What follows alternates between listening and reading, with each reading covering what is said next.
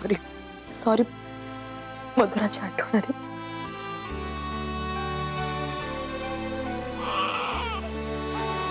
राहू दे, तू स्वतःला सावर आली. तिला मी बघतो. काय झालं डोळ्याला? बाबा आल्यावर कळलं का? नंतर बाबा आला. चला बाहेर जाऊ फिरायला. चला. अहो मला एकटीला सोडून नका ना जाऊ. एकटीला सगळ्या आठवणी खायला उठतात. मला तुला एकटीला कधीच सोडायचं नव्हतं मंजिरी. तुझ्याच कर्मानं तू एकटी पडलीस. काय काय करतो बाबाकडे याच्यात लढत होते तू? इथेच थांबूया. बाबा गोष्ट सांगणार आहे. कोणाची बरं गोष्ट सांगायची? एक होती खाऊ, एक होत तू.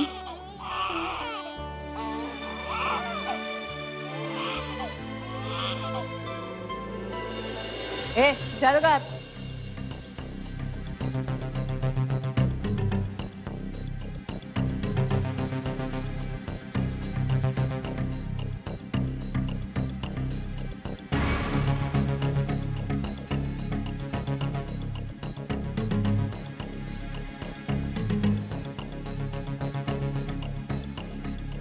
प्रिया,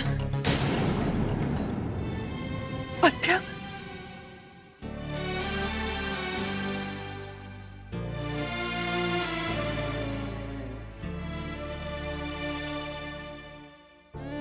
पत्या,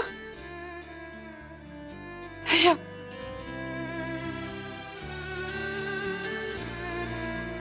प्रिया, कशी आहेस? मला विचारतेस आणि स्वतःच्या डोळ्यात पाणी आलं. आत्या, आत्या प्लीज प्लीज रडू नको. बघ माझी शपथ आहे तुला, नको रडू. नाही रे भैया, तुला लय भूक लागली असेल ना? हे बघ मी तुझ्यासाठी डबा घेऊन आले. मी तिला आतमध्ये जाऊन चालू शकते का? जरा ये उघडा ना. काय नाही, जे काय द्यायचं ते इथूनच जा. राहू दे आत्या, तू बस. मी इथंच बसते. बस तू. अगं बस ग, बस. अगं बस. लय भूक लागली असेल ना? बस. हे बघ मी ना तुझ्या आवडीची भाजी करून आणली.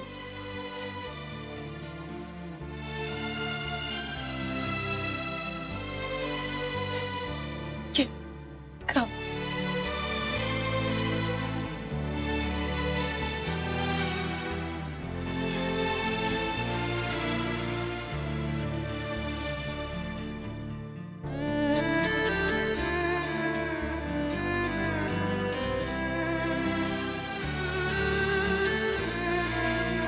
प्रिया, माझं एक ऐकशील? नाही म्हणजे बरेच दिवसापासून सांगायचं होतं, पण तू ऐकून घेण्याच्या मनस्थितीतच नव्हतीस. आत्या बोल ना. बघ ना प्रिया, बरोबर आहे म्हणत सगळं चुकतच गेलं ना आपलं. तुझं सोड, तू तरुण आहेस. तुला अशी ओढ वाटणं साहजिकच आहे. पण मला तरी कळत होतं ना काय चुकीचं आहे काय बरोबर आहे. मी तरी तुला अडवायला हवं होतं. समध्या गोष्टींना समध्या चुकांना मॅच खतपाणी घातली. पण प्रिया, अजून बी येळ गेलेली नाही. हे बघ आता शहाणपणा आलं तरी लय मोठं आहे बघ. माझं ऐकशील? इथून बाहेर पडल्यावर नवीन आयुष्याला सुरुवात कर. सत्याला त्याचा संसार सुखाने करू दे आणि तू बी तुझा संसार सुखाने कर. नको ती कुरबुडी, ते हेवे दावे. ते सूड सुहास बरोबर लगीन कर आणि सुखाने संसार कर. आणखीन पापाचा घडा वाढवू नकस. हे बघ, आपल्या कर्माची फळं आपल्याला इथंच भोगावी लागतात. कळतंय ना तुला मला काय सांगायचं ते? ऐकशील ना माझं बाय?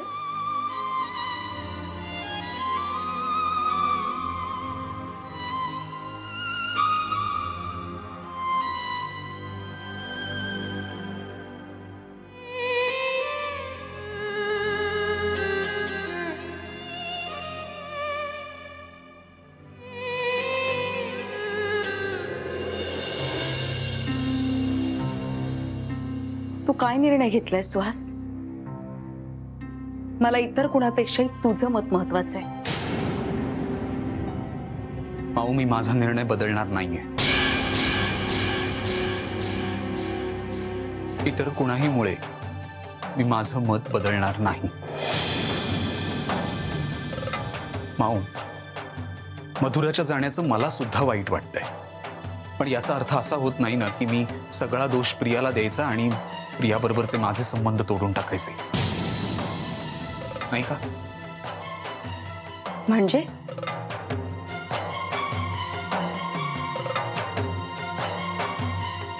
माऊ, मी प्रियाला यातून सोडवणार आहे, काहीही झालं तरी. माऊ, प्रिया निर्दोष आहे आणि हा माझा विश्वास आहे आणि मला तो खरा करून दाखवायचा आहे. तिचा गेलेला मान सन्मान मला तिला परत मिळवून द्यायचा आहे.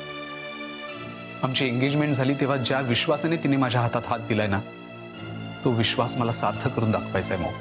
माऊ, तू माझ्यासोबत आहेस ना?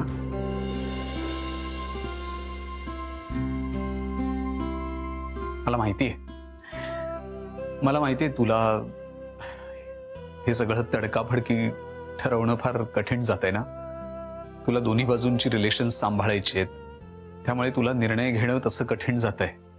मला कळतंय. कोणी सांगितलं तुला? मी तुझ्या सोबत आहे नेहमी.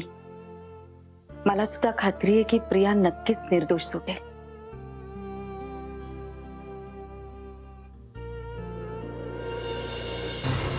ती जाधव बोलत होती ते खरं तर नसेल ना? सत्यजित आलाच नाही तर? त्याला माझी काही पडलीच नसेल तर? मी आपली वेड्यासारखी त्याच्यावर आस लावून बसली, पण आता तो माझा विचार का करेल? आता आता माझं काय होईल?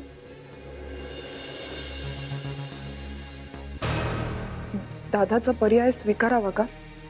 काय हरकत आहे? आधी इथनं बाहेर तर पडू, मग बघू पुढचं पुढे.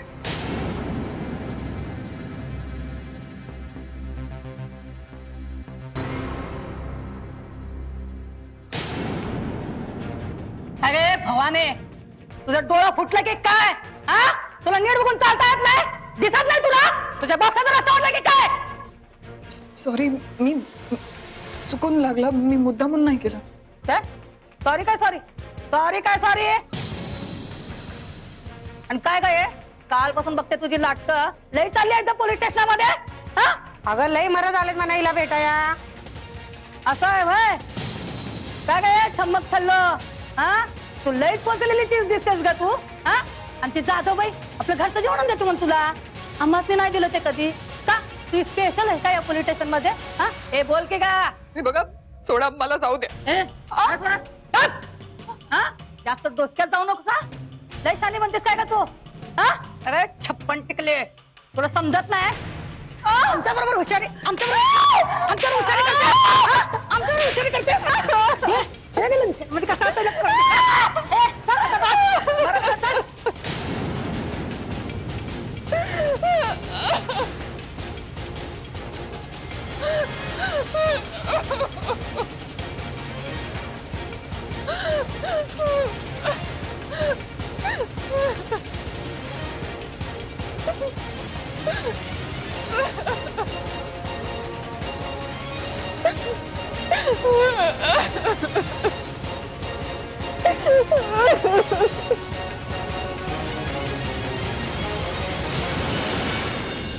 सत्या, मला बोलायचंय.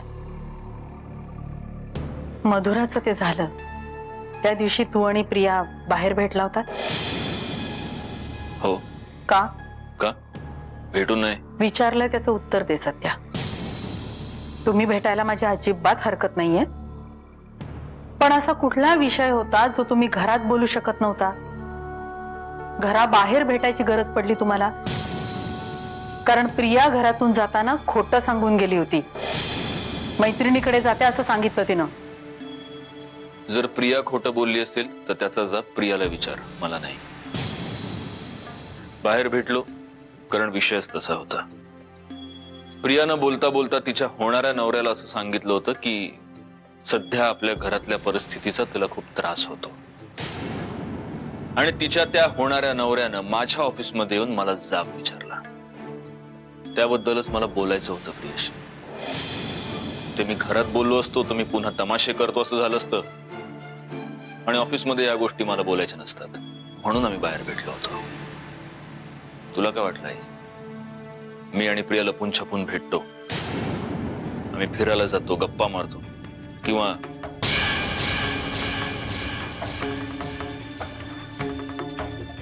आई मला हे माहित आहे की हल्ली तुला मी खूप चुकीचा वाटतो, माझी प्रत्येक गोष्ट चुकीची वाटते. पण तुला जितका मी चुकीचा वाटतो तितका मी खरंच चुकीचा नाहीये.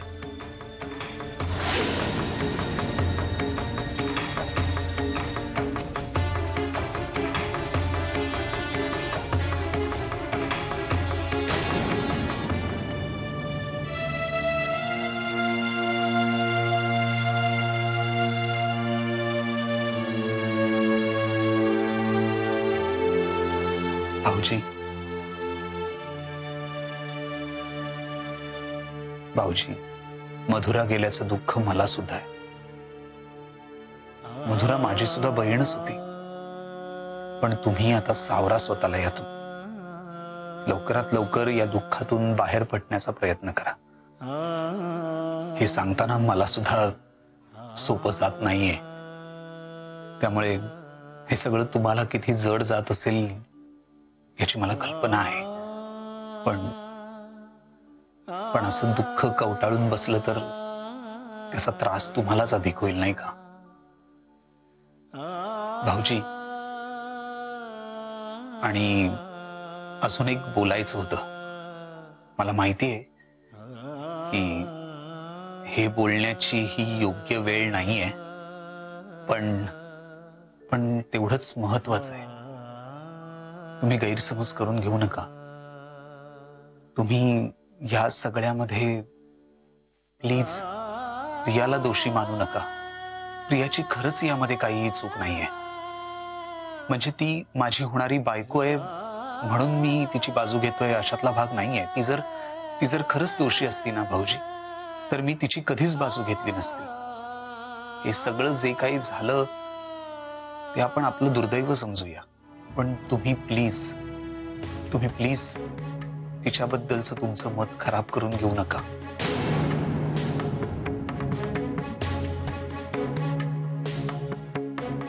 येतो भाऊजी. पृथ्वीराज काकांकडे पण जायचंय.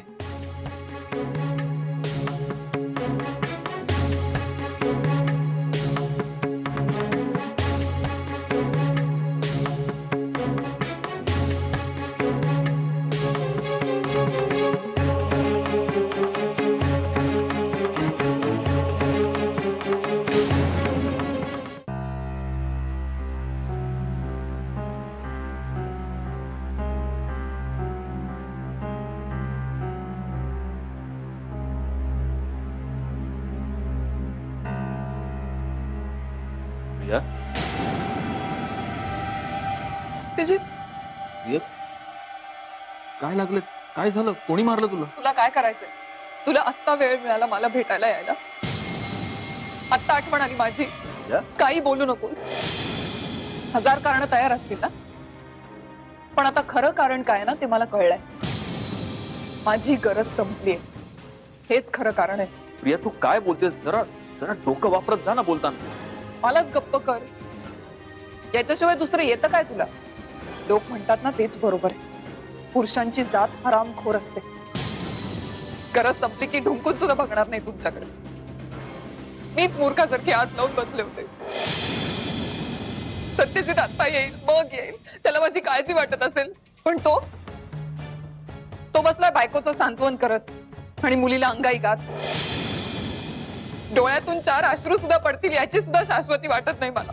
बस, खूप झाला, बस. तुला काय वाटतं मी सकाळपासून बाहेर मजा मारत फिरत होतो? आणि असं जर तुला वाटत असेल ना प्रिया, तर गो टू हेल.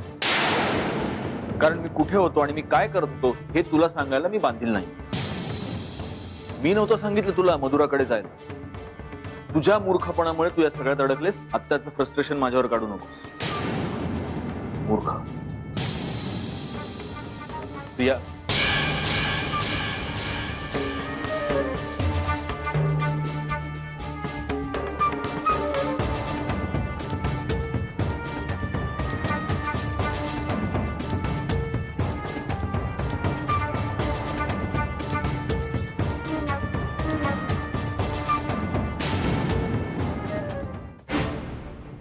हा सगळा काय प्रकार आहे?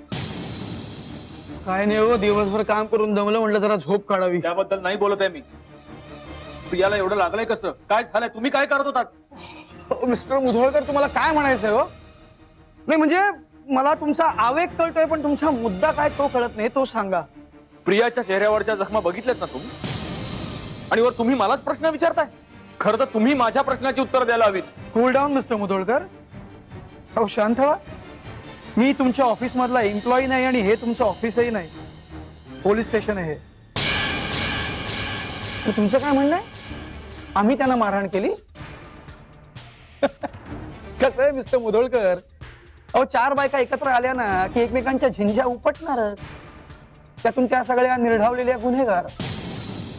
त्यांच्यात काहीतरी वाद झाला असेल म्हणून हे सगळं घडलं. प्रिया गुन्हेगार नाहीये, ती फक्त आरोपी आहे. अहो त्या प्रिया मॅडम सती सावित्री असतील हो, मला त्याच्याबद्दल काही म्हणणं नाहीये. पण आता त्या सरकारी पाहुणचार घेत आहेत, मग इथे इतर कैदी बायकांबरोबर कसं वागायचं हे त्यांना कळत नाही, त्याला मी तरी काय करणार? हो, तर म्हणूनच त्या बायकांना त्यांच्यापासून वेगळं ठेवलंय. बघितलं ना तुम्ही? आता बोला. मला माहिती आहे हे सगळं तुम्ही मुद्दाम करताय. महागात पडेल, खूप महागात पडेल.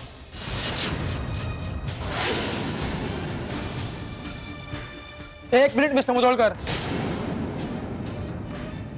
हे मला कसं आणि कितपत महागात पडेल ते माझं मी बघीन. पण सध्या हे तुम्हाला किती महागात पडतंय हे बघा जरा. मला कळते हो तुमची तळमळ, तुमची होणारी घुसमट, सगळं कळतंय मला. मुधोळकर, अहो आपण ज्या व्यक्तीवर प्रेम करतो त्या व्यक्तीला त्रास झाला की आपल्याला त्रास होणारच, म्हणजे एवढं कळतं मला. हो बघताय काय असे, मी खरं तेच सांगतोय. काही दिवसांपूर्वी तुम्ही आणि प्रिया मॅडमनी मूनलाईट हॉटेलमध्ये अख्खी रात्र काढली. आम आय राईट? आठवतंय का? आठवतंय काही त्या रात्रीबद्दल?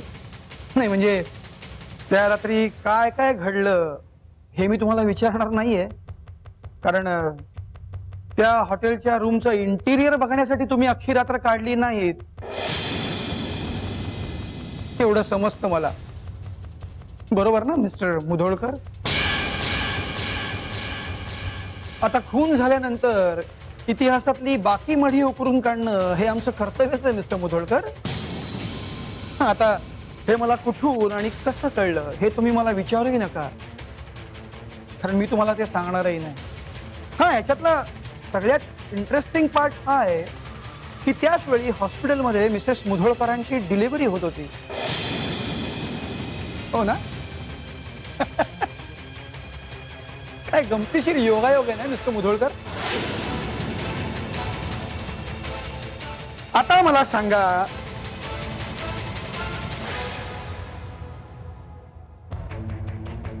हे सगळं मिसेस मुधोळकरांना माहिती आहे की नाही? नाही म्हणजे त्यांना माहित नसेल तर चूक आहे, आणि जर का हे सगळं त्यांना माहिती असेल तर त्यांच्या त्यागाला तोड नाही. Hats off to her.